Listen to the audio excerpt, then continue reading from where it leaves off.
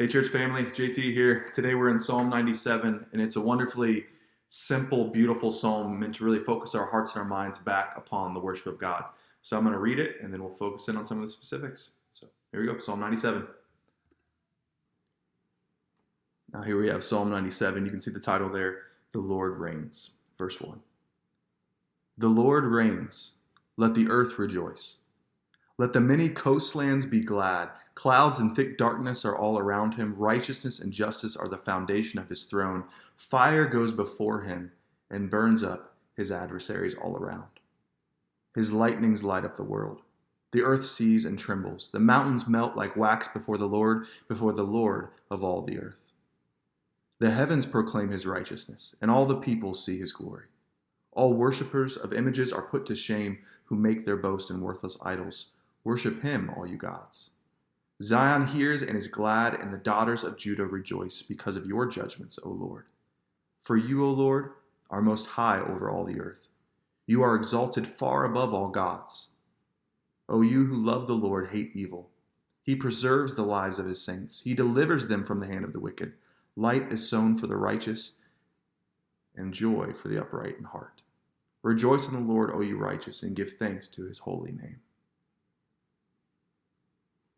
Now, as we take a quick look at Psalm 97, we'll see that the psalm really moves from being amazed at God's deeds on the earth, as verses 1 through 5 describe the power of God, to then focusing in on the response of human beings in light of God's power. Verse 6 functions as sort of a transitional verse to the response of the people in view of who God is. It says in verse 7 that all worshippers of images are put to shame who make their boast in worthless idols, which is a regular theme seen throughout Scripture.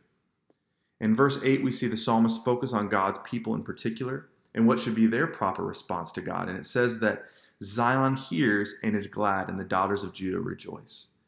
Now we see something interesting in verse 10 as the psalmist moves from talking about God and to God to talking specifically to the people of God, to us. It says in verse 10, O you who love the Lord, hate evil. And the verse continues with the promise that he preserves the lives of his saints. He delivers them from the hand of the wicked.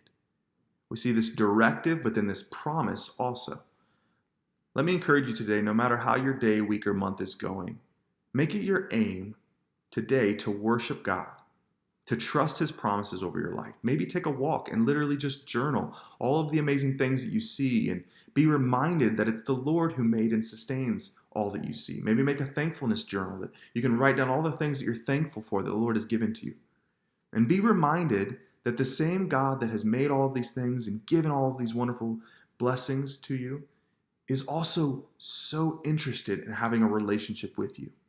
So much so that he sent his own son Jesus to make it possible so that you and I could not only worship him, but so that we could be added into his family and made partakers of these wonderful promises. So with that, remember to worship God today. Trust his promises, and we'll see you tomorrow as we continue in the Psalms.